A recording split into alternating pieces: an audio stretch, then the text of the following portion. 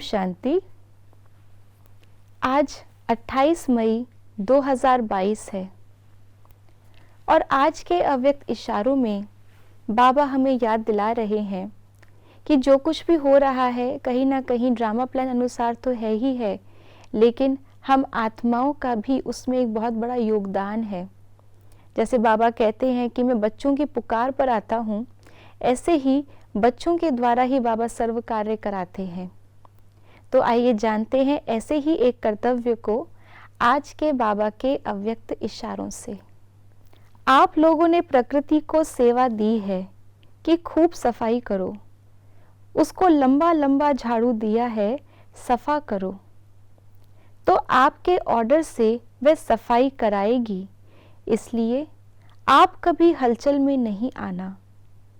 सदा अचल अडोल बन मन और बुद्धि को शक्तिशाली बनाए, अचल अडोल स्थिति में स्थित रहे। प्रकृति का खेल देखना, घबराना नहीं। प्रकृति का भिन्न भिन्न खेल ये कहीं ना कहीं हम बच्चों की आज्ञा अनुसार ही हो रहा है तो ड्रामा प्लान अनुसार, लेकिन ये रुका हुआ है हम बच्चों की स्थिति के लिए। और जैसे ही बाबा के अनन्य विशेष सतयुगी आत्माएं तैयार हो जाती हैं, वो तैयार होना ही प्रकृति के खेल शुरू करने का बटन दबाना है। ऐसे कोई बैठकर बाबा प्रकृति को ऑर्डर नहीं करते और ना ही हम ऑर्डर करते हैं, लेकिन हमारी अंतिम स्थिति ही उस प्रकृति के अंत के दृश्य को स्टार्ट करती है, उसकी शुरुआत करती है। तो आज बाबा ने कहा कि यह जो प्रकृति के हलचल है, प्रकृति की सफाई है, तो इसमें प्रकृति अर्थात हमारा स्वभाव संस्कार भी है, वो भी साफ होते हैं। हमारे स्वभाव संस्कार भी, जो भी उसमें मिलावट है, जो भी उसमें माया का किचड़ा है, वो सारा साफ होता है। और जब ये सफाई कंप्लीट होती है, तब बाहर की प्रकृति की सफाई शुरू हो जाती है। तो कहीं ना कहीं हमारे कर्तव्य से ही जुड़ी हुई है, और अभी तक जो रुकी है वो भी इसीलिए रुकी है कि अंदर की प्रकृति की सफाई, यानी कि हमारा स्वभाव संस्कार की सफाई हमने नहीं की है।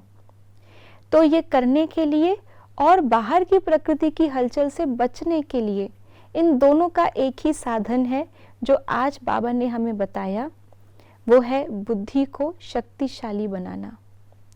जब हमारी बुद्धि शक्तिशाली होती है, जिसका अर्थ है कि बुद्धि एक ही परमात्मा की, शिव बाबा की याद में होती है। अगर शक्तिशाली नहीं है तो उसको माया अपनी तरफ खींच सकती है, और अगर बुद्धि शक्तिशाली है तो कोई भी चीज़ आए, कोई भी हलचल आए, माया उसको खींच नहीं सकती, प्रकृति या वातावरण उसको बहा के नहीं ले जा सकता।